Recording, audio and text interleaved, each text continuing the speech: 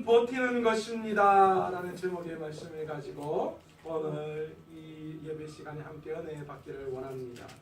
오늘 여러분과 함께 저는 하박국서를 통하여서 오늘 하나님께서 우리에게 말씀하시는 것이 무엇인지 함께 나누어 보려고 합니다. 그런데 여러분, 하박국 선지자, 이 하박국이라는 이름의 뜻이 여러분 무엇인 줄 아십니까?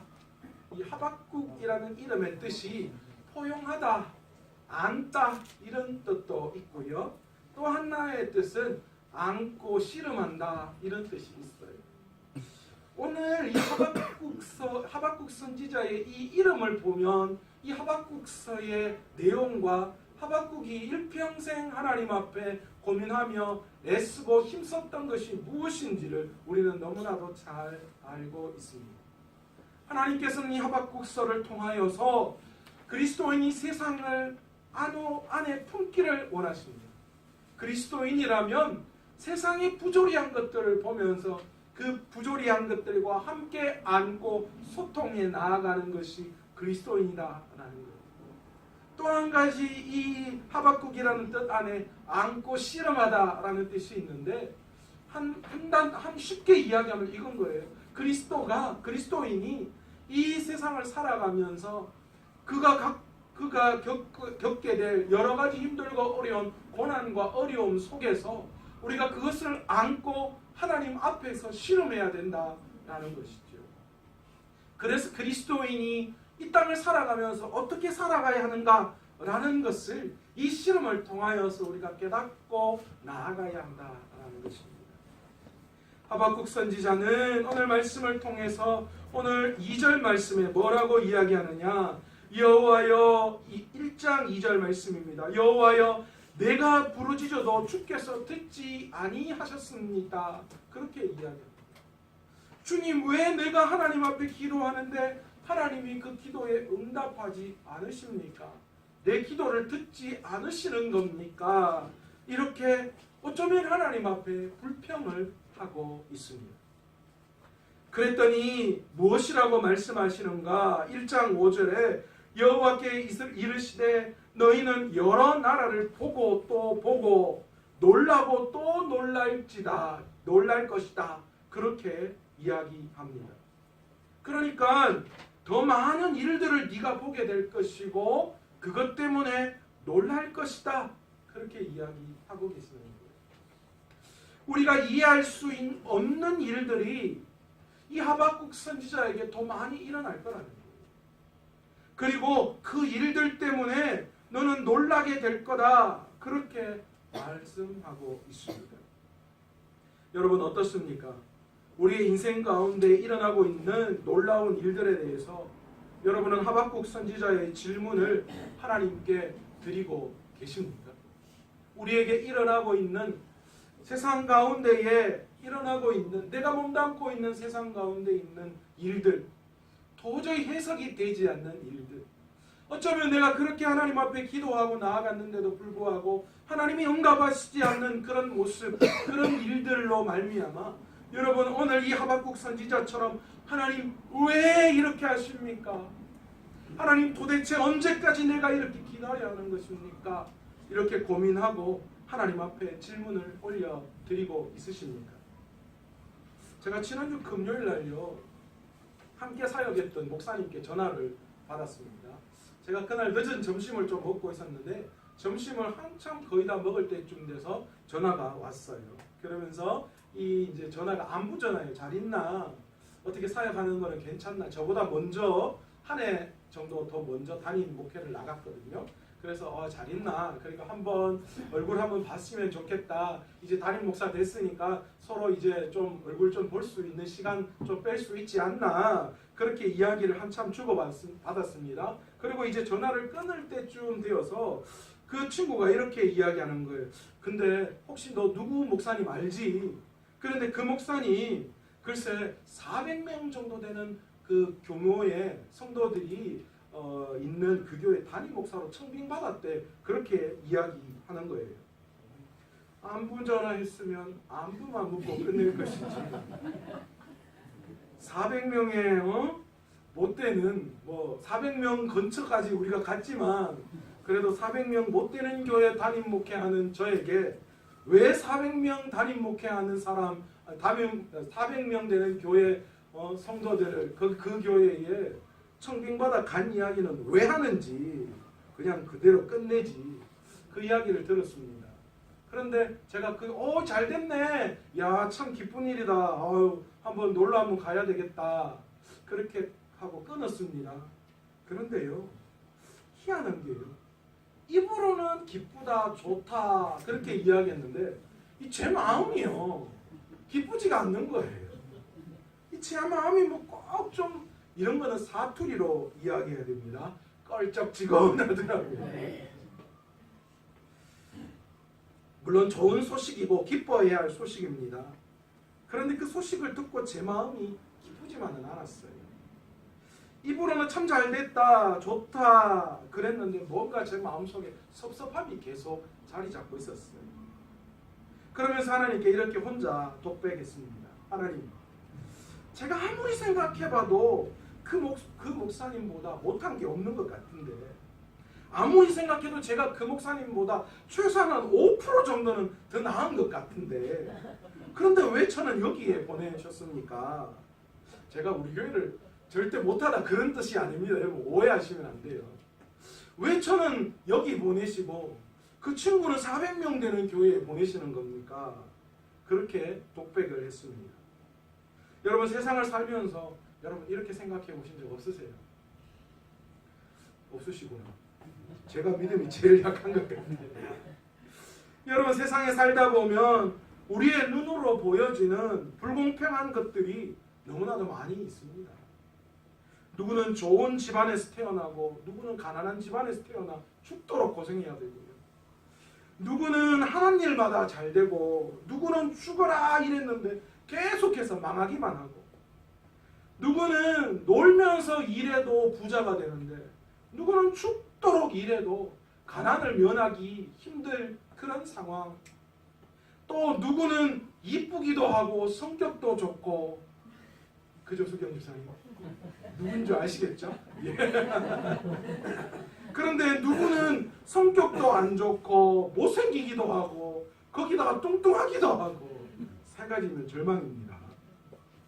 여러분 이럴 때 여러분 우리는 하박국 선지자처럼 기도해야 합니다. 하나님 왜? 무엇 때문에요? 언제까지 이렇게 기다리고 참고 있어야 합니까? 하나님 언제 이 모든 것을 역전시키실 것입니까? 우리는 이런 우리의 삶 가운데 닥쳐오는 그런 불공평한 것 같이 느껴지는 그런 것들을 가지고 하나님 앞에 질문할 수 있어야 합니다. 그리고 그 질문의 대답을 드려야 합니다. 그냥 너무 쉽게 하나님은 공평하셔, 하나님은 모든 것을 똑같이 행하셨을 거야, 그러니까 내가 불편한 것이 있는 반면에 나보다 훨씬 더 좋은 사람도 더 나은 것이 분명히 나보다 훨씬 좋은 것을 가지고 있는 사람도 분명히 뭔가 그 사람에게 문제가 있고 힘든 것이 있을 거야. 그러니까 어째 보면 다 똑같아. 그냥 이렇게 쉽게 믿음으로 결론을 내어서는 안 된다라는 것입니다. 오늘 하박국 선지자는 우리의 모습하고는 조금 다른 모습으로 하나님 앞에 접근하고 있습니다. 제가 생각하기에 하박국 선지자는요, 좋은 투로 이야기한 게 아닌 것 같아요. 왠지 모르게 그 마음속에 불만이 가득 차 있었어요. 가끔 우리 아들이 뭔가 섭섭하거나 좀 뭔가 불만이 가득 찼을 때 8살짜리가요 눈을 밑으로 딱 내리 깔고요, 네, 예, 이러는 거예요. 제가 가짠치도 않아요. 아우 내가 진짜 막 이러면서. 그런데 오늘 하박국 선지자가 그럴 것 같아요. 하나님 앞에 불만이 가득 찼어요. 하나님 도대체가 자기는 이해가 되지 않는다는 거예요. 그러면서 하나님께 질문하는 거예요. 하나님 도대체 이해되지 않는 이 세상, 도대체 이걸 어떻게 제가 이해해야 합니까? 그냥 믿음으로 그래 이겨내야지 힘내야지 그렇게 하지 않고요, 철저하게 하나님 앞에 그것을 가지고 나와서 하나님 앞에 질문을 던집니다. 하나님 왜 그렇습니까? 하나님 언제까지 기다려야 합니까? 하나님 언제 개입해 주시겠습니까? 오늘 하박국 선지자가 이렇게 하나님께 불평을 하게 된 이유를 우리는 알기 위해서 하박국서의 이 역사적인 시대적 배경을 우리는 좀 이해해 볼 필요가 있습니다. BC 609년입니다. 이 요시야 왕이 애굽 왕 느보 2세와 전쟁을 했습니다. 그것이 우리가 잘 알고 있는 무깃도 전쟁입니다. 그런데 안타깝게도 이 무깃도 전쟁에서 그만 요시야 왕이 죽고 맙니다.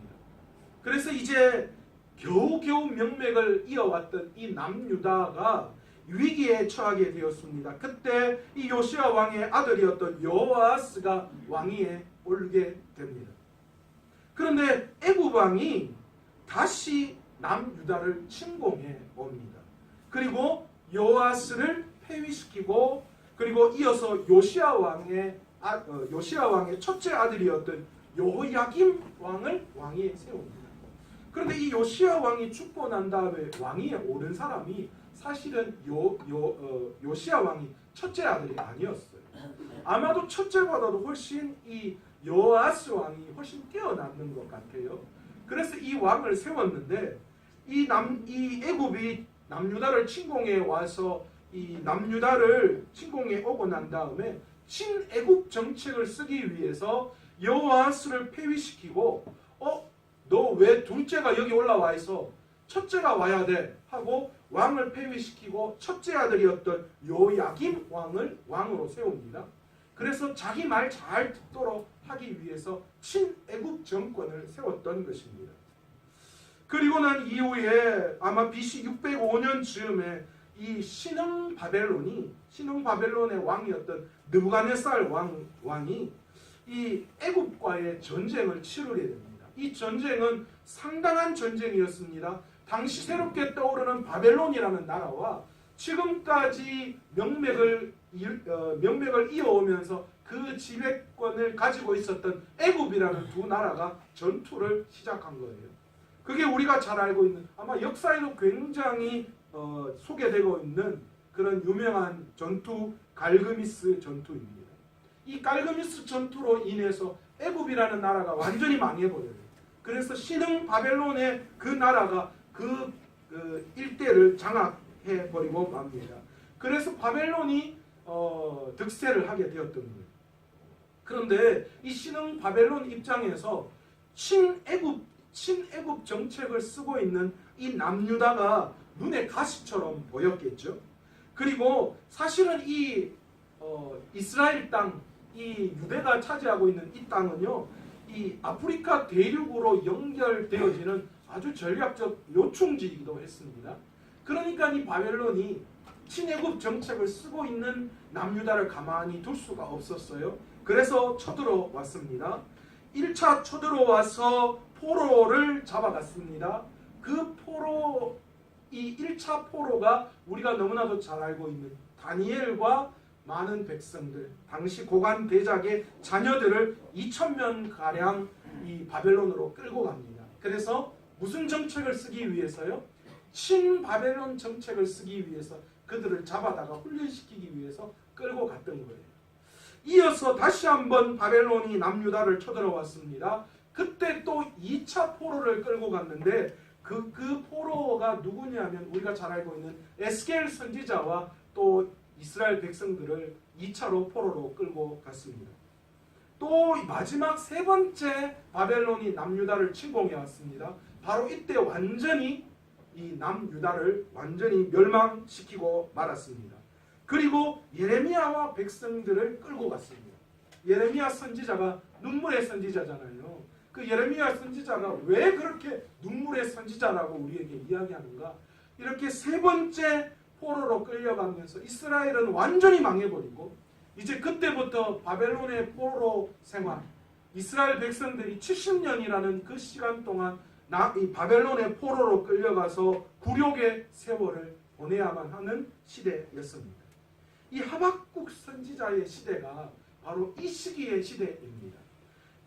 요시야 왕이 이 전투에서 죽고 난 다음에 여아스와 여야김 왕이 등장하는 이 시대에 활동했던 선지자가 하박국 선지자라는 거죠. 아버지 요시야 왕의 그 종교 개혁, 그것이 다 물거품으로 완전히 사라져 버리고 만 시대, 정치적으로는 부정부패가 가득했던 시대고요.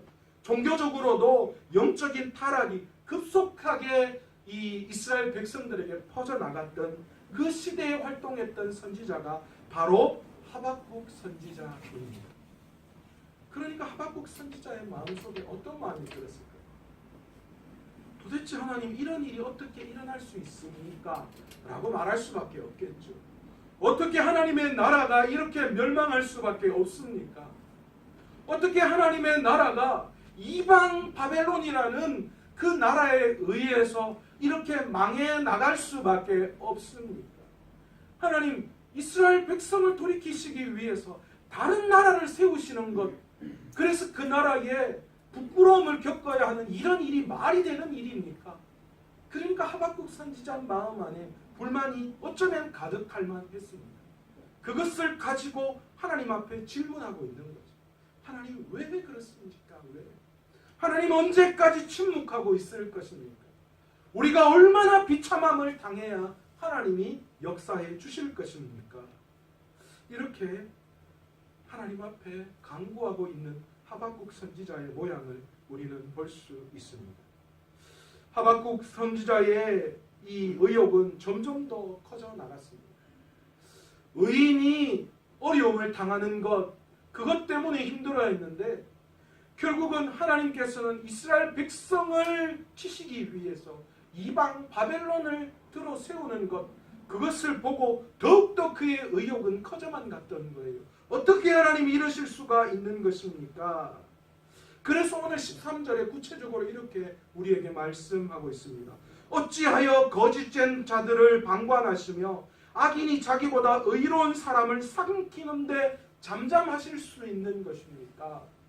이제 본격적으로 하박국 선지자는 하나님 앞에 원망과 불평을 토로하기 시작하는 것입니다. 이것은 하박국 선지자의 생각으로는 있을 수 없는 일이라는 거죠. 하나님의 속성으로 볼 때에 이건 절대 있을 수 없습니다.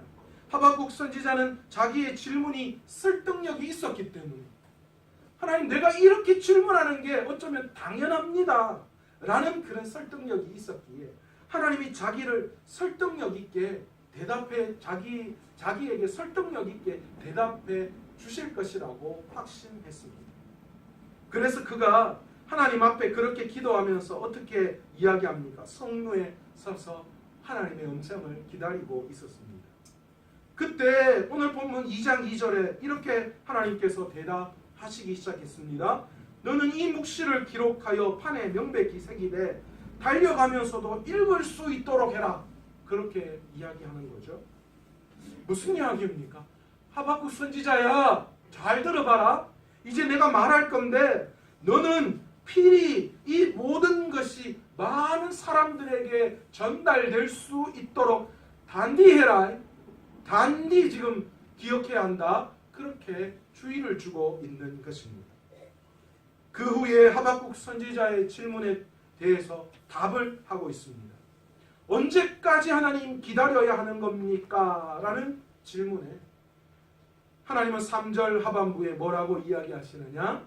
하나님의 약속은 반드시 실행될 것이다. 그렇게 말씀하고 계십니다. 하나님의 약속은요, 놀라운 거예요. 하나님의 약속의 성취는 활 시위를 떠난 화살과 같습니다. 하나님의 계획하심은 하나님이 활을 땡기시고 그 활을 놓으실, 그 화살을 놓은 그 순간부터 하나님이 약속하시고 계획해 놓으신 관역을 향하여 반드시 날아가고 있고요.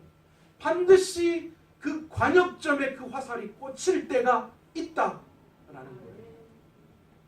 우리가 터널을 출발할 때에 터널이 아무리 길어도 어떤 일이 있습니까? 반드시 그 터널의 마지막을 나오게 되어지는 것처럼 터널이라고 이야기할 때 결코 끝없는 터널은 없잖아요. 시작이 있으면 반드시 나오는 거예요. 활을 떠난 이 화살은 반드시 어딘가에 어떻게 되는 거예요? 꽂히는 거예요. 화살이 가다가 멈춰서는 경우는 없습니다. 그러니 하나님의 약속은, 하나님의 계획하심은 하나님을 통하여 출발해서 반드시 언젠가는 정한 하나님의 때에 그 일을 성취하시는 분이다라고 말씀하고 계시는 겁니다. 그리고 지금도 하나님의 약속은 그 성취를 향하여 날아가고 있다. 그렇게 말씀하고 계시는 것입니다. 문제는 정한 때까지 우리가 기다려야 한다라는 겁니다. 그래서 하박국 선지자는 이렇게 이야기하죠. 비록 더딜지라도 기다리라. 하나님은 하박국 선지자에게 비록 더딜지라도, 내 응답이, 내 약속의 성취가 더딜지라도 너희들은 반드시 기다려야 한다. 그렇게 말씀하고 있는 거예요. 우리 지난 시간에 신랑이 신부의 집에 더디 오므로 말미암아 어떤 일이 일어났습니까? 기름을 준비하지 못한 신부의 들러리들이, 5 미련한 들러리들이 혼인잔치에 쫓겨났던 것처럼 왠지 모르게 하나님은 무언가 하나님의 때를 기다리신다라는 거죠. 여러분, 문제의 관건은 여기에 문제의 관건이 놓여져 있습니다. 하나님의 약속이 성취되는 순간까지 우리는 그 약속의 말씀을 기다려야 한다라는 것이죠. 지금까지 기다리다가 지쳐서 언제까지입니까? 라고 부르짖었건만 하나님은 내게 당장 개입하리라 그렇게 말씀하시지 않고 있는 상황이에요. 더 기다려라 라고 하박국에게 이야기하고 있는 거예요. 더디 보일지라도 끝내 하나님의 약속은 뭐 하신다는 거예요? 성취가 이루어지기 때문에 너희는 믿음을 가지고 기다려야 한다 라는 것을 말씀하고 있습니다. 하박국이 처한 상황이나 우리가 처한 상황이 마찬가지 아니겠습니까? 마침내 하나님은 이런 상황 가운데 있는 하박국에게 하나님의 백성이 어떻게 해야 진정으로 살 수 있는지에 대한 답을 주셨습니다. 오늘 본문 말씀 4절에 보면 보라 그의 마음은 교만하며 그 속에서 정직하지 못하나 의인은 그의 믿음으로 말미암아 살리라 그렇게 말씀하고 있습니다. 여러분, 동일하게 하박국에 말씀하신 그 말씀이 오늘도 우리에게 작용하고 있다는 거예요.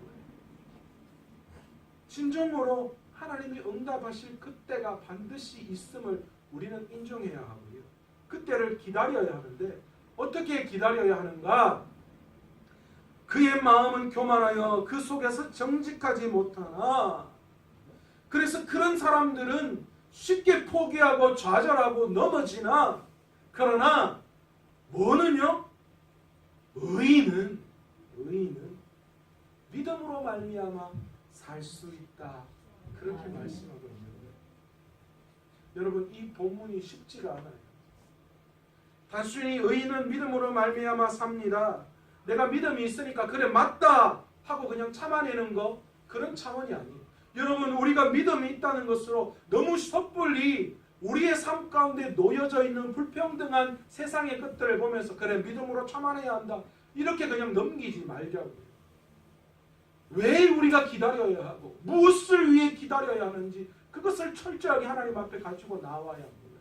그리고 오늘 하나님께서 하박국 선지자에게 말씀하시는 그 말씀, 의인은 믿음으로 말미암아 살리라라는 그 말씀의 은혜가 나에게 다가와야 하는 것입니다.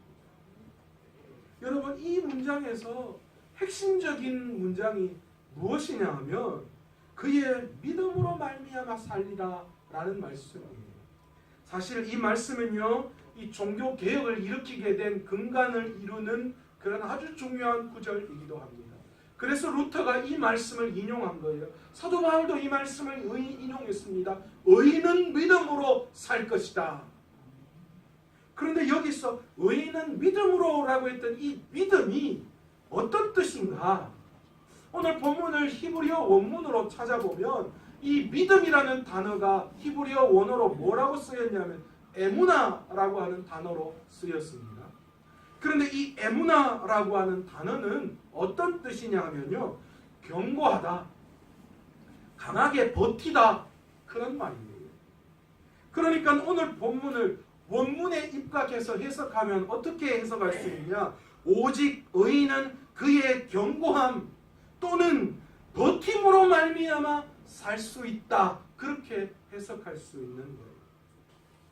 우리가 일반적으로 믿음을 이야기할 때에 하나님의 존재에 대한 사실을 인정하는 그런 지적인 동의가 우리 가운데 믿음이라고 생각합니다.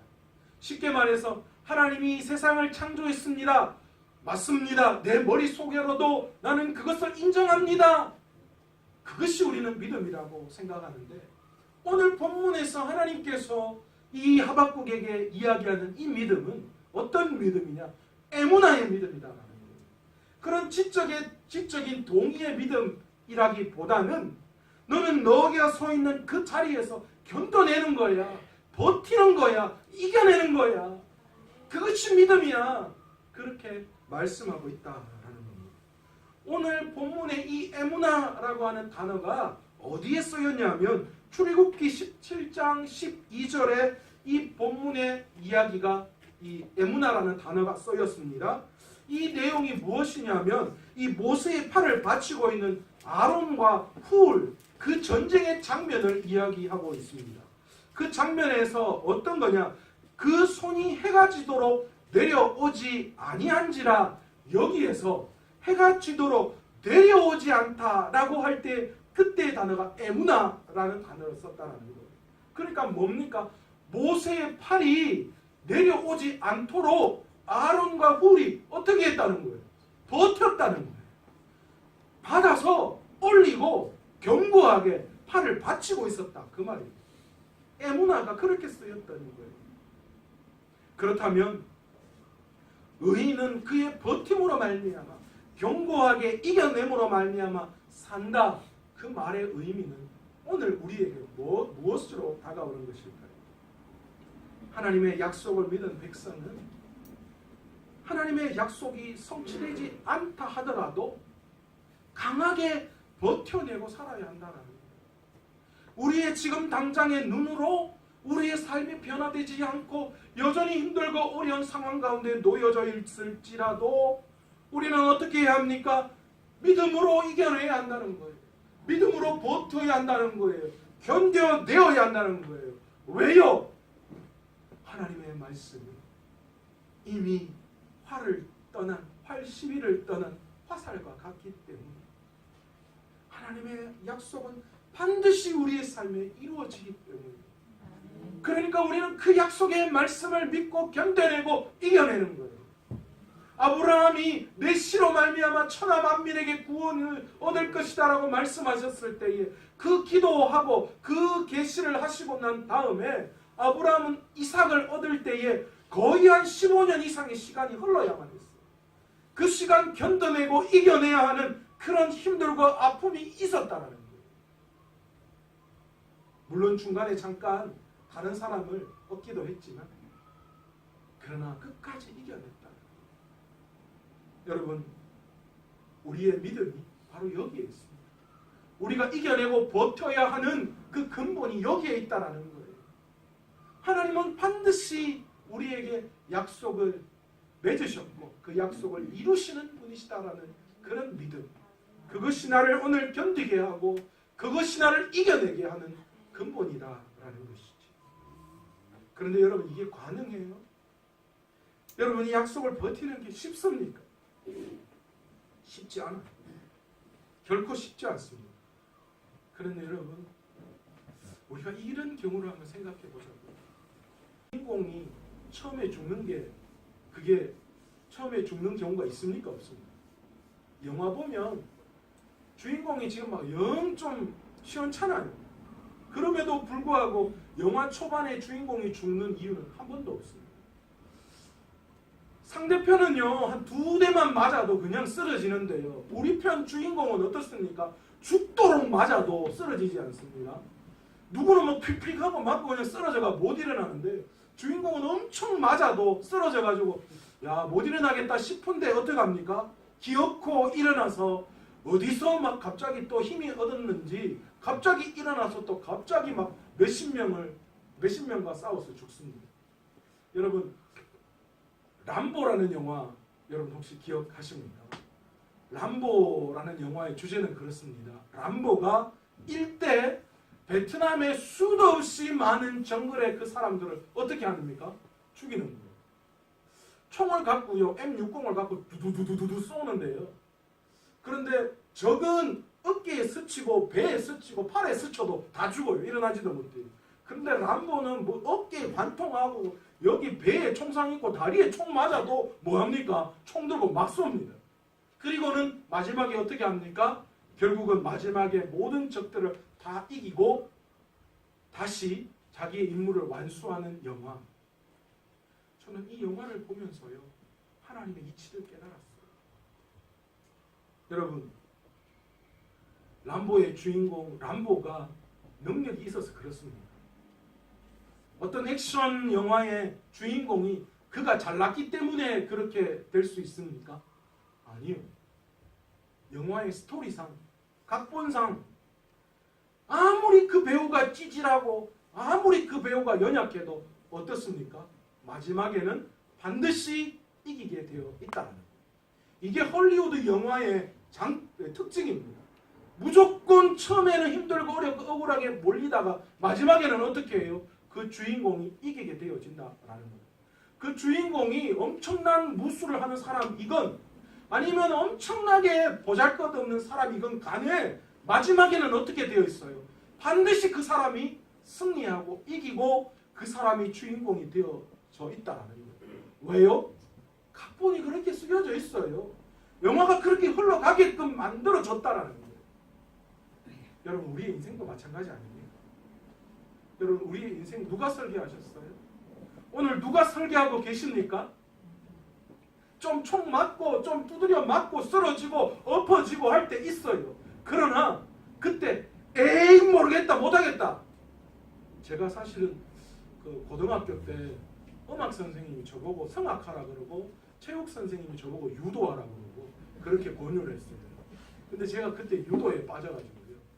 운동이 너무 재밌는 거예요.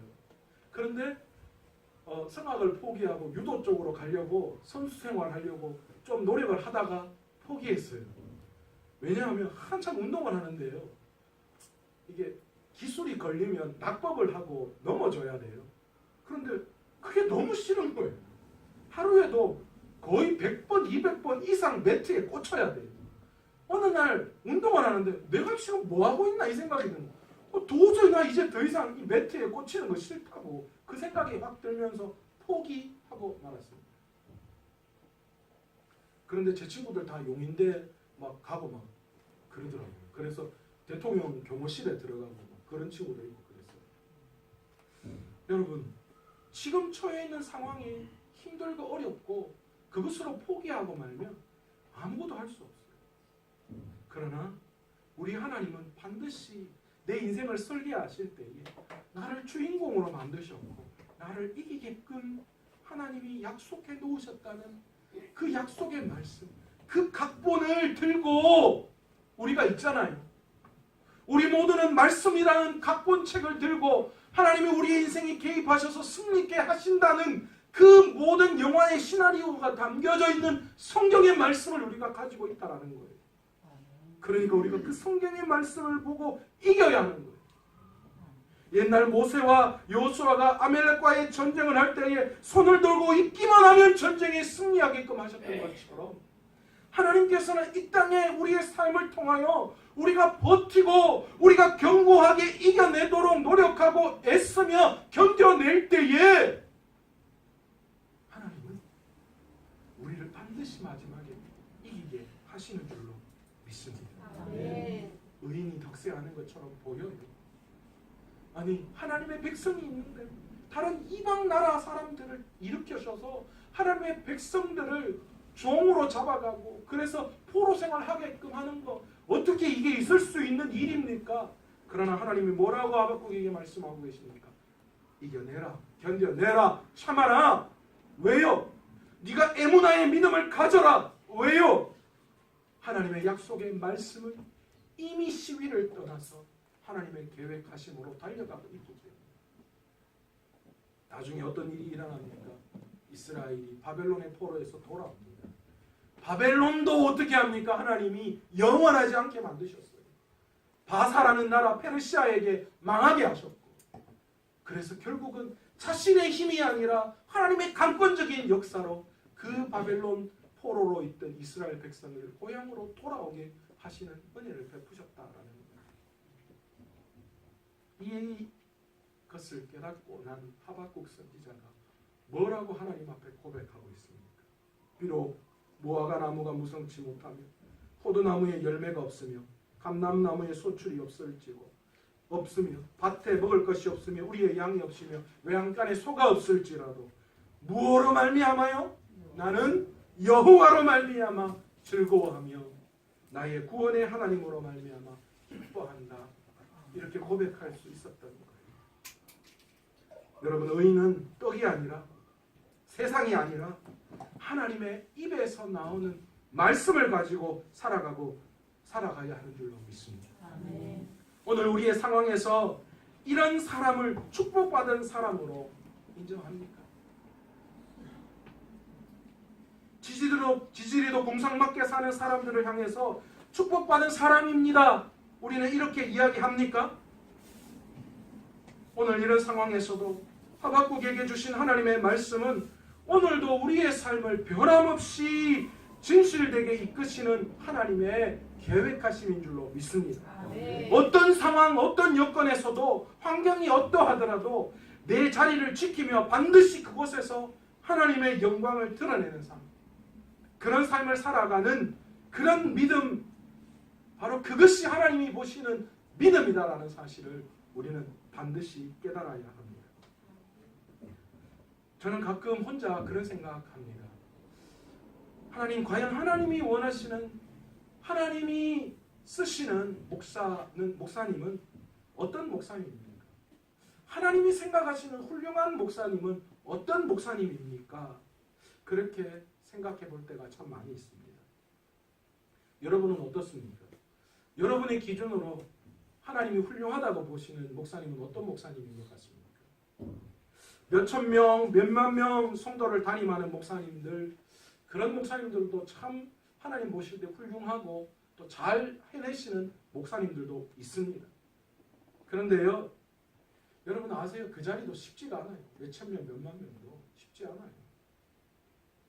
그런데요, 이런 분들도 참 위대하고 참 훌륭한 목사님이시지만, 그러나 자기 자존심, 세상에서의 인정, 큰 교회 담임으로서 누리는 모든 그런 넉넉함, 이 모든 것들을 다 버리고 자기에게 주어진 몇 안 되는 성도일지라도 그 성도가 하나님이 보내주시는 성도임을 깨닫고 믿음으로 그들과 함께 한 영혼 한 영혼을 품고 끝까지 하나님의 목회를 감당해내는 분, 그래서 그 자리에서 훌륭하게 은퇴하시는 분, 저는 그런 분이 하나님이 보실 때 훨씬 더 훌륭하다라고 말씀하는 목사님이 아니신가, 그렇게 생각합니다. 네.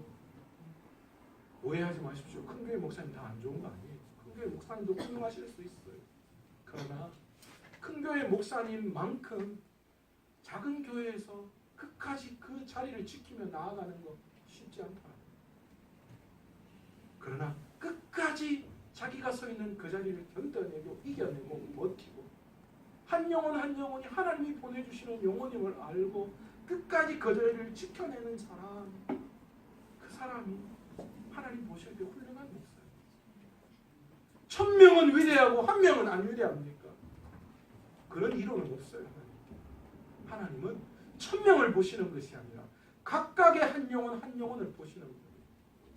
그러니까 1000명 맡겨주고 1000명 구원시키기를 원하는 것이나 2명, 3명 맡겨주고 2명, 3명 구원시키기를 원하시는 것이나 하나님이 맡겨놓은 임무는 똑같은 거예요. 더 위대하고 더 못하다라는 게 없다라는 거죠. 여러분, 이것이 오늘을 살아가는 목회자에게만 해당되는 이야기가 아닌 줄 믿습니다. 세상의 불합리한 불공평함 속에서 우리 모두에게 하나님이 주시는 메시지입니다. 때로는 세상을 살아가면서 이해되지 못하고 원통하고 억울하고 그런 일들이 있을 때 여러분 하나님께 하박국 선지자처럼 가지고 나오십시오. 그리고 하나님께 부르짖으십시오. 그리고 하나님께 에무나의 믿음을 달라고 외치십시오. 그렇게 이기고 그렇게 견디고 그렇게 묵묵히 자기가 걸어가야 할 그 길을 하나님께서 하나님의 약속은 반드시 이루어 주심을 믿고 그 길을 걸어갈 때에 하나님께서는 반드시 오늘 우리의 삶 가운데 함께 하셔서 내 자를 지켜내고 승리케 하셔서 하나님의 그 약속의 말씀이 내 삶 가운데 이루어지도록 하나님이 만들어 주실 줄로 믿습니다. 아멘. 성공한 신자들이 우리 주위에 얼마나 많습니까? 짧은 시간 삶의 모든 문제가 해결되어지고 또 자녀가 잘 되고 또 병이 고쳐지는 성공적인 신화가 그리고 그 신화의 주인공이 우리 가운데 얼마나 많은지 몰라요. 이들은 인간적으로 얼마나 칭송받고 또 많은 사람들이 부러워하는지 몰라요. 그러나 여러분 아세요? 하나님께서는 의인은 성공으로 말미암아 살리라 말씀하지 않으셨다는 거예요. 의인은 오직 그 믿음으로 그 버팀으로 그 견고히 그 자리를 지켜냄으로 말미암아 살리라. 아멘. 그렇게 말씀한다는 것입니다. 하나님의 백성은 무엇으로 살아가야 하는가?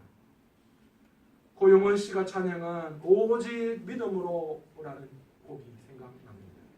세상 흔들리고 사람들은 변하여도 나는 주를 섬기니 주님의 나라는 영원히 변하지 않네. 나는 주를 신뢰해. 믿음 흔들리고 사람들 주를 떠나도 나는 주를 섬기니 주님의 나라는 영원히 쇠하지 않네. 나는 주를 신뢰해. 오직 믿음으로 내가 살리라. 오직 믿음으로 내가 살리라. 이 찬양의 고백이 여러분의 고백이 되시기를 간절히 축원합니다. 오늘 이 시간 말씀을 생각하시면서 오직 믿음으로 말미암아 살리라 찬양하면서 기도의 자리로 나아가길 원합니다.